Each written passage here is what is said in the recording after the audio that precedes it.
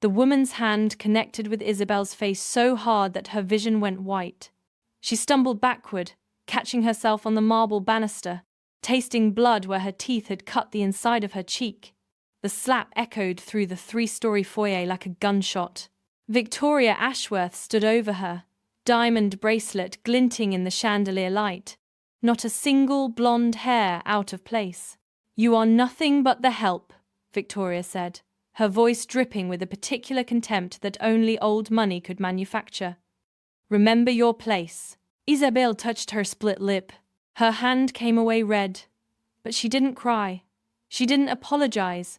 She didn't do any of the things Victoria expected. Instead, she smiled, because Victoria Ashworth had just made the biggest mistake of her life. The woman she had slapped wasn't just the nanny. She was the biological mother of Victoria's children. The woman who had carried them in her body for 9 months.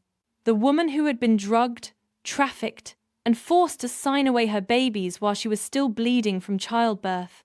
And she had spent 8 years clawing her way back from hell to find them. This is not a story about an egg donor.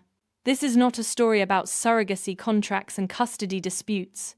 This is a story about a woman who was stolen, whose children were stolen, who lost everything and rebuilt herself from ashes, just to stand in this marble foyer and take back what was always hers. Subscribe now, because when Victoria finds out who's really standing in her house, her world will never be the same. 8 years earlier, Isabelle Reyes was 22 years old and desperate. She had aged out of foster care at 18 with nothing but a garbage bag of clothes and $200. She had worked 3 jobs to put herself through nursing school. She was 6 months away from graduation, 6 months away from a real career, 6 months away from finally having a life worth living. And then she got evicted. Her landlord sold the building. Everyone had to be out in 30 days. Isabelle couldn't afford first, last, and security deposit on a new place. She couldn't afford to lose the nursing program she'd worked so hard to get into. She couldn't afford to start over again. She was sitting in a coffee shop, staring at eviction papers, when the woman approached her. "You look like you're having a rough day." Isabelle looked up. The woman was well-dressed, professional, with a warm smile and kind eyes. She introduced herself as Dr. Patricia Holloway from the Meridian Fertility Clinic. "I don't mean to intrude, doctor," Holloway said, "but I couldn't help overseeing you seem stressed. I work with young women in difficult situations. We offer compensation for egg donation, significant compensation. It might help with whatever you're dealing with." Isabelle had heard of egg donation. Quick procedure, good money, minimal risk. It seemed like the answer to everything. How much compensation? $20,000, sometimes more, depending on the recipient match. $20,000. Enough to pay for a new apartment, enough to finish school, enough to change her entire life. "What would I need to do?" Dr. Holloway smiled. "Just come to our clinic for an evaluation. We'll explain everything." Isabelle went. That was her first mistake. The Meridian Fertility Clinic was located in an upscale medical complex in Connecticut. Everything looked legitimate. There were framed diplomas on the walls, comfortable waiting rooms, professional staff in scrubs. Dr. Holloway walked Isabelle through the process. Blood tests, genetic screenings, psychological evaluations. Isabelle signed consent forms, dozens of them, pages and pages of medical and legal jargon that she didn't fully understand but trusted were standard. "You're an excellent candidate, doctor," Holloway said after the initial screening. "In fact, we have a couple who's specifically interested in your profile. They're willing to pay a premium $30,000. $30,000. Isabelle couldn't breathe. "There's just one thing," Dr. Holloway continued. "They'd prefer a gestational arrangement. You'd carry the pregnancy yourself. The compensation would be significantly higher, $100,000, plus all medical expenses covered." Isabelle hesitated. "I don't know. Being pregnant for 9 months. That's different from just donating eggs." "Of course. Take your time to think about it." "Doctor," Holloway handed her a folder. "Here's information about the intended parents. They're a wonderful couple who've struggled with infertility for years. You'd be giving them the greatest gift imaginable." Isabelle took the folder home. She read about Jonathan and Victoria Ashworth, their struggles, their dreams, their desperate hope for children. She saw photos of their beautiful home, their successful careers, the life they wanted to share with a child. She thought about her own childhood, the foster homes, the loneliness, the constant feeling of being unwanted. These people wanted a baby. They would love it. They would give it everything Isabelle had never had. She called Dr. Holloway the next morning. "I'll do it." The medical procedures began immediately. Hormone injections, ultrasounds, endless appointments at the clinic. Isabelle felt strange, bloated, emotional, but Dr. Holloway assured her everything was normal. Then came the embryo transfer. The procedure was successful. Dr. Holloway told her a few weeks later, "You're pregnant. Twins. Twins." Isabelle placed her hand on her stomach. There were 2 lives growing inside her. 2 lives she would carry and protect, and then hand over to people who would love them. She was doing a good thing. She kept telling herself that. But something felt wrong. The contract she'd signed specified that she would have regular contact with the intended parents throughout the pregnancy, that she could visit them in the hospital after the birth, that she would receive updates and photos until the children turned 18. Instead, she was moved to a facility. "It's a specialized prenatal care center," Dr. Holloway explained. "The Ashworths want to ensure you have the best possible care during the pregnancy. Everything will be covered." The facility was a large house in rural Connecticut, surrounded by farmland, miles from the nearest town. There were other pregnant women there, 6 of them all, living in small bedrooms, all receiving daily medical checkups, all restricted from leaving the property. "For your safety," the staff explained. "Pregnancy complications can happen quickly. We need you close to medical care." Isabelle wasn't allowed to have her phone, wasn't allowed to contact friends or family, wasn't allowed to leave the grounds without supervision. "Standard protocol," they said, "to protect the integrity of the surrogacy." She was 6 months pregnant when she realized the truth. She wasn't a surrogate. She was a prisoner. One of the other women, a girl named Maria, barely 19, who spoke limited English, told her in whispered conversations during their supervised outdoor time, "They took me from Guatemala, promised me a job. Instead, they brought me here." Maria's hand rested on her swollen belly. "This is my 3rd pregnancy. They sell the babies. Rich people pay $200,000, $300,000. We get nothing." Isabelle felt her world collapse. "That's not I signed a contract. I'm a surrogate. The Ashworths." "There are no Ashworths." Maria's eyes were hollow. "There are only buyers. They tell you whatever story makes you cooperate. They told me I was carrying a baby for a diplomat. They told Rosa her baby was going to a senator's family. This can't be real. Try to leave. See what happens." That night, Isabelle tried to escape. She made it to the fence before the guards caught her.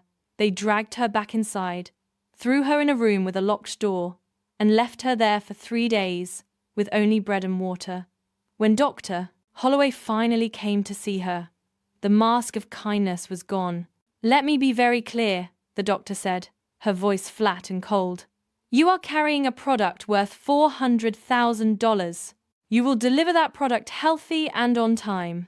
If you try to escape again, if you try to contact anyone, if you do anything other than exactly what you're told, there will be consequences." She leaned close. "We've done this before, Isabelle. Girls who cause problems have accidents. Stillbirths happen. And then we harvest what's useful and start over." Isabelle believed her. For the remaining 3 months of her pregnancy, she did exactly what she was told. She ate when they told her to eat, slept when they told her to sleep, took the vitamins and supplements they provided without question. She stopped fighting, stopped hoping. She became a vessel, nothing more. But every night, when the lights went out and she was alone in her small room, she would place her hands on her belly and whisper to the lives growing inside her, "I'm going to find you. I don't know how, I don't know when, but I will never stop looking. I promise you, I promise." The twins were born on March 15th at 3:47 a.m. A girl first, then a boy, 2 minutes later. Isabelle heard them cry, strong, healthy cries that filled the makeshift delivery room, and reached for them instinctively. They wouldn't let her hold them. "Sign this, doctor," Holloway said, shoving a document in front of her face while she was still bleeding, still barely conscious from the traumatic birth. "I want to see them. Please, let me see them." "Sign." A guard held her arm while Dr. Holloway guided her hand across the paper. Isabelle's signature was shaky, barely legible, signed under duress while she was in medical distress. Then they took her babies away. She screamed, she fought, she begged. They sedated her. When she woke up, she was in a motel room off a highway somewhere in New Jersey. Her wallet was on the nightstand, with $500 in cash. There was a note. "The pregnancy terminated naturally. The bodies were cremated. Do not contact us. Do not speak to anyone. We know where to find you." Isabelle lay in that motel bed for 3 days. She didn't eat, didn't sleep, didn't move. She just stared at the water-stained ceiling and wished she was dead. Her babies were gone, sold to strangers. She didn't know their names, didn't know where they were, didn't even know if they were alive. She had nothing, no evidence, no witnesses, no one who would believe a broke, traumatized young woman over a legitimate-seeming medical facility. On the 4th day, she got up. On the 5th day, she started planning. The next 5 years were a slow, methodical reconstruction. Isabelle finished nursing school because she needed a career, needed money, needed stability before she could do anything else. She graduated at the top of her class. She got a job at a hospital. She worked double shifts, saved every penny, and lived in a studio apartment smaller than the room she'd been imprisoned in. And every spare moment, she searched. She hired a private investigator who took her money and found nothing. She contacted the FBI's human trafficking hotline and filed a report that went nowhere. She tried to find the facility where she'd been held, but the property had been sold, the buildings demolished, every trace of the operation erased. Dr. Holloway had vanished. The Meridian Fertility Clinic had closed. The other women, Maria, Rosa, the others had scattered to the wind. Isabelle had nothing but her memories and her promise. Then, in the 6th year, she caught a break. A news article about a trafficking ring bust in Florida mentioned a fertility clinic that had operated in Connecticut in the early 2010s. The clinic had been connected to dozens of illegal surrogacy arrangements. The organizers were in prison. The records had been seized by federal authorities. Isabelle contacted the prosecutor's office. "My name is Isabelle Reyes. I was a victim of this trafficking operation 8 years ago. I was forced to carry twins and sign away my parental rights under duress. I need to find my children." It took 18 months of legal battles, DNA testing, and court orders before she got an answer. Her twins were alive. They were named Emma and Ethan. They lived in Greenwich, Connecticut, with Jonathan and Victoria Ashworth. The Ashworths had purchased them through the trafficking ring for $400,000, believing or claiming to believe that everything was legitimate. And they were now 8 years old. Isabelle sat in the prosecutor's office, staring at photographs of her children for the first time. Emma had her eyes, deep brown, warm and thoughtful, framed by dark lashes. Ethan had her smile, the crooked grin that pulled higher on the left side, the same smile Isabelle saw in her own baby photos. They were beautiful. They were healthy. They were hers. "What can I do?" Isabelle asked, her voice shaking. "How do I get them back?" The prosecutor, a tired woman named Sarah Chen, who had spent years untangling trafficking cases, sighed heavily. "It's complicated. The Ashworths have legally adopted the children. They've been the children's parents for 8 years, even with evidence of trafficking, even with DNA proof that you're the biological mother. The courts prioritize stability. The children don't know you. Removing them from the only home they've ever known. They're my children. They were stolen from me. I know, and I'm sorry, but the legal system moves slowly. A custody challenge could take years, and there's no guarantee you'd win. So what am I supposed to do? Just accept that the people who bought my babies get to keep them?" Prosecutor Chen was quiet for a long moment. "There's another way. Less legal. More risky. Tell me. The Ashworths don't know where the children came from. They think they used a legitimate surrogacy service. If they found out the truth, if they realized they were raising trafficked children, it might complicate things. Complicate things? How? I can't tell you to do anything illegal. Chen's voice was careful, measured. But I can tell you that the children's welfare is always the court's primary concern.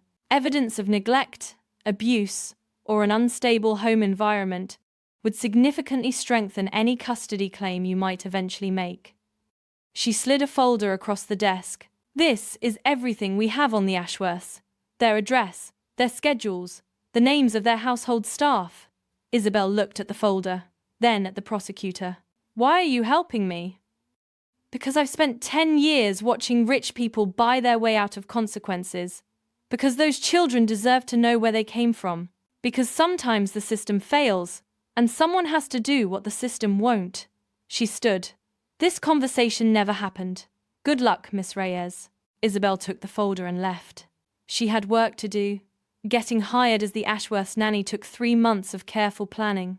Isabelle created a new identity, Isabelle Monroe, with a fabricated work history, fake references from friends she'd made in nursing school, and a completely scrubbed social media presence. She took courses in early childhood education. She practiced her cover story until it felt like truth. When the Ashworth family posted a listing for a live-in nanny, she applied. The interview was with Victoria alone. Jonathan was traveling, as usual. The children were at school. Victoria barely looked at Isabelle's resume. She was too busy checking her phone, complaining about the previous nanny, and making it clear that the position was beneath her notice. The salary is generous, Victoria said, not making eye contact. But I expect complete dedication. The children are particular. They require a certain standard. Isabelle smiled politely. I'm sure we'll get along wonderfully. She was hired on the spot. That first day, walking into the Ashworth mansion, Isabelle felt like she couldn't breathe. This was where her children lived. This was the house they'd grown up in. These were the halls they walked through, the stairs they climbed, the rooms where they slept and played and dreamed. And then she saw them. Emma came through the front door first, 8 years old, wearing a private school uniform and carrying a backpack that looked heavier than she was. She was small for her age, with dark hair pulled back in a neat ponytail, and eyes that seemed too old, too cautious, for a child. Ethan followed, scowling at nothing, his uniform untucked, his shoelaces untied. He had the look of a kid who'd learned to be angry, because angry was safer than sad. They stopped when they saw Isabelle. Children, this is Miss Monroe, Victoria said, not looking up from her phone. She's your new nanny. Don't give her trouble. Victoria disappeared up the stairs without another word. Isabelle knelt down so she was at eye level with her children. Her children. She wanted to grab them both, hold them tight, tell them everything who she was, how much she loved them, how she'd spent 8 years trying to find them. Instead, she smiled gently and said, Hi, I'm Isabelle. I'm really happy to meet you. Emma studied her with those careful, watchful eyes. You're the 4th nanny this year. Then I guess I'll have to be the one who sticks around. That's what the others said too. Ethan crossed his arms. She won't stay. Nobody stays. The words hit Isabelle like a physical blow. Nobody stays. I'm going to prove you wrong, she said quietly. I promise. Ethan rolled his eyes and pushed past her toward the stairs. But Emma lingered for a moment, studying Isabelle's face with an intensity that made her heart ache. You have nice eyes, Emma said finally. They're the same color as mine. Then she followed her brother upstairs, leaving Isabelle standing in the marble foyer, trying not to cry. The first months were reconnaissance, as planned. But they were also something Isabelle hadn't anticipated. They were falling in love. Not the distant, theoretical love she'd felt for the babies she'd carried and lost. Real love. Day-to-day love. The kind that comes from making breakfast together and reading bedtime stories and being there when the nightmares came. Emma had nightmares 3 or 4 times a week. Isabelle learned to listen for the small, frightened sounds that preceded them, the whimpers, the restless tossing, the whispered, No, no, please. and she would go to Emma's room and sit on the edge of her bed and stroke her hair until the terror passed. "Don't tell Mommy," Emma whispered one night, gripping Isabelle's hand. "She says I'm too old for nightmares. She says I'm being dramatic." "You're not being dramatic. Everyone has nightmares sometimes." "Do you?"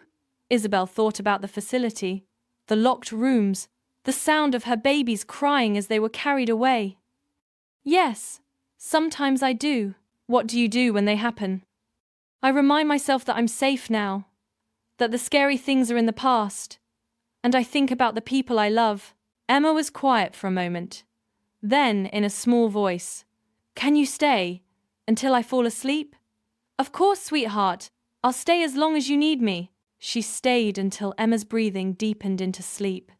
Then she stayed a little longer, just watching her daughter's face in the moonlight, memorizing every curve and shadow. "I found you," she thought.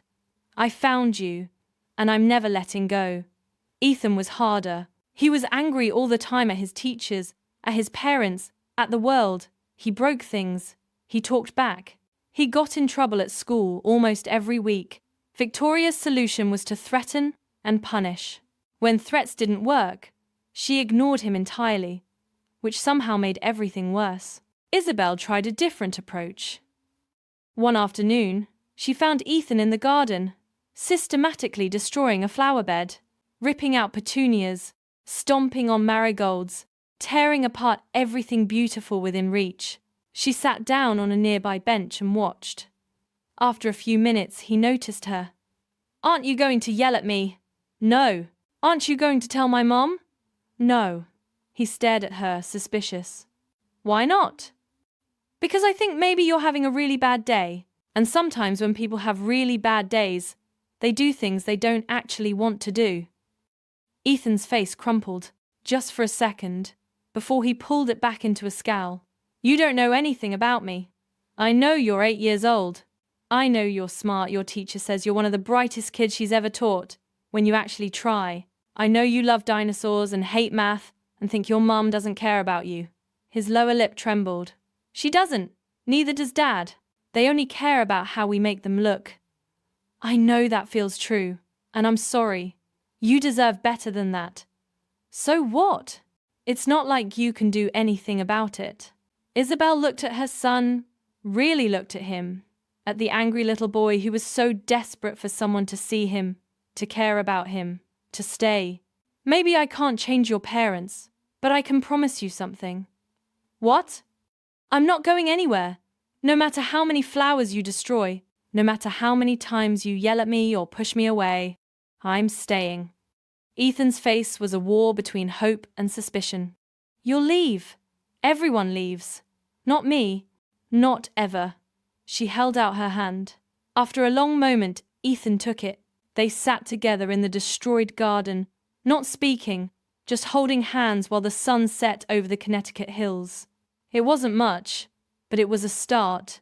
7 months into her position, Isabelle found the documents. She was in the delivery room, a climate-controlled space, where the family's endless packages accumulated looking for the children's outfits for an upcoming recital. The boxes were piled ceiling high. Bergdorf's, Neiman Marcus, Saks, all the luxury brands Victoria used to fill the emptiness in her life. One box was different. It was from a medical records storage company, addressed to Jonathan Ashworth, marked Private and Confidential. Isabelle opened it. Inside were files labeled Ashworth Children Acquisition Documentation. Her hands shook as she read. The Ashworths hadn't been duped by a legitimate-seeming surrogacy service. They had known exactly what they were buying. Jonathan's emails with Dr. Holloway were explicit. "We need healthy twins from good genetic stock. No questions asked. No paper trail. This needs to be completely untraceable." Victoria's notes were worse. "The surrogate is a nobody foster care background. No family, no connections. No one will come looking." They had chosen Isabelle specifically because she was vulnerable, because she had no one, because they thought she would be easy to erase. And there was more. Bank records showing the $400,000 payment. Contact information for Dr. Holloway's network. References to other acquisitions, other babies, other mothers, other victims. The Ashworths weren't innocent buyers who'd been deceived. They were active participants in human trafficking. Isabelle photographed every page. Then she sat down on the cold floor of the delivery room and let herself shake. All these months, she had been gathering evidence of neglect, building a case for custody based on Victoria's emotional abuse and Jonathan's absence. She had thought she would need years to prove that the children would be better off with her. This changed everything. This wasn't a custody dispute. This was a federal crime, and she had the evidence to prove it. That night, Isabelle called Prosecutor Chen. "I found something. Something big." The Ashworths knew the children were trafficked. They were part of it. Silence on the other end. Then, "Can you send me the documents?" Isabelle sent them. Chen called back an hour later, her voice tight with barely contained excitement. "This is enough! This is more than enough! The FBI Trafficking Task Force is going to want to see this. We can build a case not just against the Ashworths, but against the entire network. What about my children?" The evidence of trafficking automatically voids any adoption proceedings. Add in the documentation of Victoria's neglect and emotional abuse, and you have a strong case for emergency custody transfer. How long? I need to coordinate with the FBI. A few weeks, maybe a month. Can you stay in that house without raising suspicion? Isabelle thought about Emma's nightmares, Ethan's anger, the way both children had started to look at her like she was the only safe thing in their world. "I'll stay as long as I need to." "Be careful. If the Ashworths realize you're not who you claim to be, they won't. They don't see me.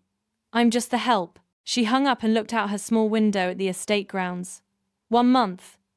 She just had to survive 1 more month. She didn't make it. The piano recital was 3 weeks later. Emma had been practicing for months. She was supposed to perform a Chopin nocturne, a difficult piece for an 8-year-old. But Emma had worked so hard, practiced so many hours, wanted so badly to make her mother proud.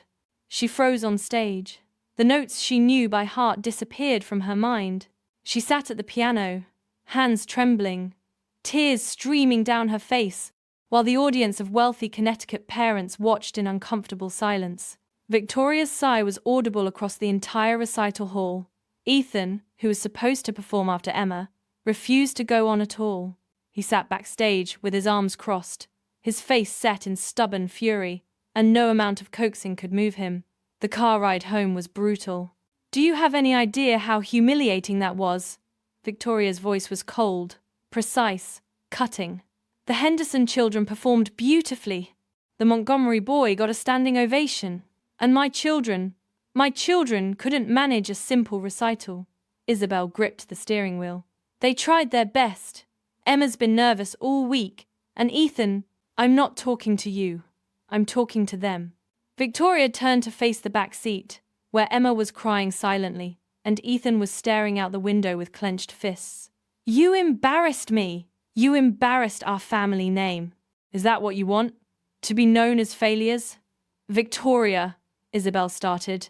"Did I ask for your input?" Victoria whirled on her. "You're the nanny. Your job was to prepare them. Obviously, you've failed as badly as they have." In the rearview mirror, Isabelle saw Emma flinch, saw Ethan's hands ball tighter. Something inside her snapped. They're children. They're 8 years old. They made a mistake under pressure, the way any child would. And instead of comforting them, I'm what? Victoria's voice went dangerously quiet. Isabelle knew she should stop. Should swallow her anger the way she'd swallowed it for 7 months. Should remember the plan, the evidence, the carefully constructed case. But she looked at Emma's tear-streaked face, at Ethan's white-knuckled fists, at the 2 children she had carried in her body and loved every day since. "You're being cruel," she said. "You're being cruel to your own children, and they deserve better." Victoria's face went white, then red. "Stop the car." "Victoria, we're on the highway." "I said stop the car." Isabelle pulled over onto the shoulder. Victoria got out, walked around to the driver's side, and opened the door. "Get out." "The children, I'll drive them home. You're finished. Pack your things and be gone by morning." "Victoria, please." The slap came without warning. Victoria's hand connected with Isabelle's face hard enough to snap her head to the side, hard enough to split her lip, hard enough to make stars explode behind her eyes. "You are nothing but the help," Victoria hissed. "Remember your place."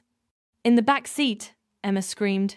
Isabelle looked past Victoria to her children, to Emma sobbing hysterically, to Ethan with his face pressed against the window. Looking at her was something that might have been hope or might have been despair. She had a choice. She could fight back, could reveal everything right here on the side of the highway, could tell Victoria exactly who she was and watch the color drain from that perfectly maintained face. But if she did that, she would lose control of the situation. Victoria would lawyer up. Jonathan would destroy evidence. The careful case she'd been building for months would collapse before it even began. Or she could play the long game. She could take the slap, take the firing, take the humiliation, and then she could burn Victoria Ashworth's entire world to the ground. Isabelle touched her split lip, looked Victoria dead in the eyes. "I understand," she said quietly. "I'll be gone by morning." She got out of the car, walked to the shoulder of the road, watched the Ashworth SUV pull away, her children's faces pressed against the back window, watching her disappear. Then she pulled out her phone and called Prosecutor Chen. "It's time. Move now." The FBI raid happened at 6 a.m. the next morning. Isabelle was there, standing behind the line of federal agents, watching as they swarmed the Ashworth estate with warrants and weapons and the full weight of the United States Department of Justice. Victoria was still in her silk pajamas when they dragged her outside. Jonathan was on his knees in the driveway, hands zip-tied behind his back, screaming about his lawyers and his rights and demanding to know what was happening. The children were brought out by a female agent who specialized in trauma cases. Emma was clutching her favorite stuffed animal. Ethan was holding his sister's hand. They saw Isabelle and their faces transformed. "Isabelle!" Emma broke away from the agent and ran toward her. "Isabelle, what's happening? Why are there police? Where's Mommy and Daddy?" Isabelle knelt down and caught her daughter in her arms. "It's okay, sweetheart. Everything's going to be okay. I'm here. I'm not going anywhere." "But they said you were fired. They said you were gone." "I know, but I came back. I promised you I would never leave you, remember? I keep my promises." Ethan approached more slowly, his face guarded. "What's happening?" he asked. "For real, not a lie." Isabelle looked at her son, at the boy who had learned not to trust anyone because everyone he'd ever trusted had failed him. "There's something I need to tell you," she said. "Something I should have told you a long time ago. But first, I need you to know that no matter what happens next, I love you, both of you, more than anything in the world." "What do you need to tell us?" Emma's voice was small, frightened. Isabelle took a deep breath. "My name isn't Isabelle Monroe, it's Isabelle Reyes, and I'm your mother. Your real mother. Your biological mother. I carried you inside me for 9 months, and then some very bad people took you away from me before I even got to hold you." Emma's eyes went wide. Ethan's mouth fell open. "I've been looking for you for 8 years, Isabelle continued, tears streaming down her face. "I never stopped looking. And when I finally found you, I took a job as your nanny so I could be close to you, so I could protect you, so I could finally bring you home." "You're our real mom?" Emma's voice cracked. "Yes, baby, I'm your real mum. But what about—" Ethan looked toward Victoria and Jonathan, still restrained in the driveway. "What about them? They bought you. From the bad people who stole you from me. They knew what they were doing was wrong, and they did it anyway. And now they're going to face consequences for what they did." Emma was crying now, clinging to Isabelle's arm. "So you're not leaving? You're staying?" "I'm staying forever. I'm your mom. And I'm never, ever going to let anyone take you away from me again." Emma threw herself into Isabelle's arms. A moment later, Ethan did the same. They stood there in the driveway of the Ashworth estate, mother and children, reunited after 8 years, while federal agents dismantled the life that had been built on their trauma. Isabelle held them tight and let herself cry. It was over. It was finally over. The trials took 14 months. The Ashworths were charged with conspiracy to commit human trafficking, fraud, and child exploitation. Dr. Holloway's network was dismantled piece by piece as cooperating witnesses came forward. 17 other mothers were reunited with children who had been stolen from them. Jonathan Ashworth pleaded guilty in exchange for a reduced sentence. He would serve 12 years in federal prison. Victoria fought the charges all the way to verdict. She maintained her innocence, claimed she'd been deceived, insisted she was a victim. The jury didn't believe her. She was convicted on all counts and sentenced to 25 years without possibility of parole. Isabelle testified at both trials. She told her story: the fake clinic, the captivity, the drugged signature, the 8 years of searching. She showed the court the documents she'd found, the evidence of the Ashworths' knowing participation. When Victoria's guilty verdict was read, Isabelle felt nothing. No satisfaction, no triumph, no closure, just relief. It was done. Her children were safe. The people who had stolen them would never hurt anyone again. That was enough. The custody hearing was almost anticlimactic after everything else. With the Ashworths' parental rights automatically voided by their trafficking convictions, and with Isabelle's biological connection proven through DNA testing, the judge had little choice. Based on the evidence presented, this court finds that the children's best interests are served by placement with their biological mother, Isabelle Reyes. Full custody is hereby granted, effective immediately. Emma squeezed Isabelle's hand. Does this mean we can go home now? Isabelle looked at her daughter, really looked at her, the way she'd dreamed of doing for 8 years. Yes, baby, we're going home. The first year was hard. Emma and Ethan had spent their entire lives in a world of wealth and privilege, in a household where they were neglected but materially comfortable. Isabelle's small apartment, her nursing salary, her carefully budgeted lifestyle, it was an adjustment. There were therapy sessions, difficult conversations, nights when the children cried for the only home they'd ever known, even though that home had been built on lies. But slowly, day by day, they became a family. Isabelle taught Emma to bake cookies from scratch, the cheap, homemade kind that tasted better than anything from a fancy bakery. She taught Ethan to ride a bike in the park near their apartment, running alongside him, catching him when he fell. She was there for every nightmare, every bad day, every moment of doubt. And the children healed.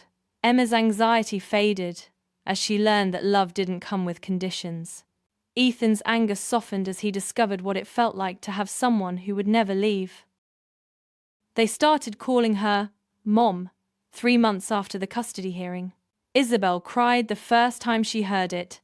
2 years after the reunion, Isabelle stood in the kitchen of their new house, a small place with a backyard, purchased with the settlement money from the trafficking lawsuit, watching her children do homework at the kitchen table. Emma was 12 now, getting straight A's, talking about becoming a lawyer so she could help kids like us. Ethan was 12 too, still stubborn, still strong-willed, but channeling it into soccer and debate club instead of destruction. They were happy, they were healthy, they were home. Mom? Ethan looked up from his math worksheet. Can we get a dog? Mom. Even after 2 years, the words still made her heart overflow. We'll see, buddy.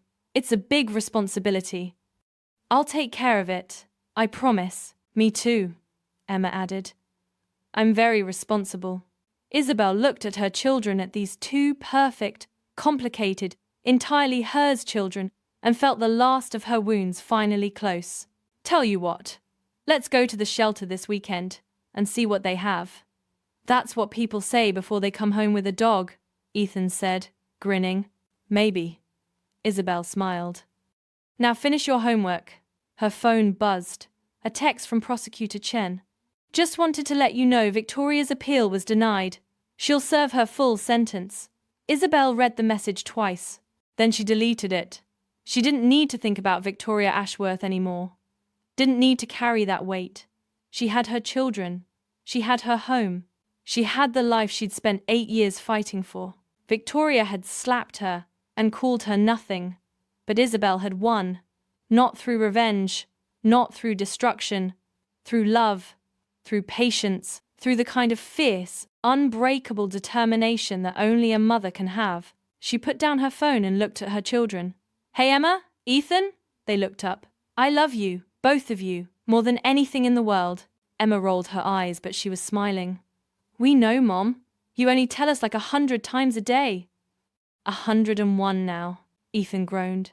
"You're so cheesy." "That's my job."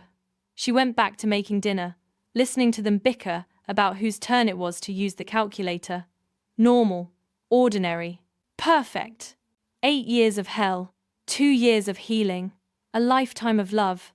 It was, in the end, exactly what she'd promised them on those dark nights in captivity, when they were still growing inside her, and she was still praying for a miracle. "I found you. I'll always find you. And I'll never let you go." Thank you for watching. Hit that subscribe button and turn on notifications. You don't want to miss what comes next. Drop a comment below and tell me, which moment broke you? The birth? The reunion in the driveway? The first time they called her Mom? I read every single comment. And I'll see you in the next story.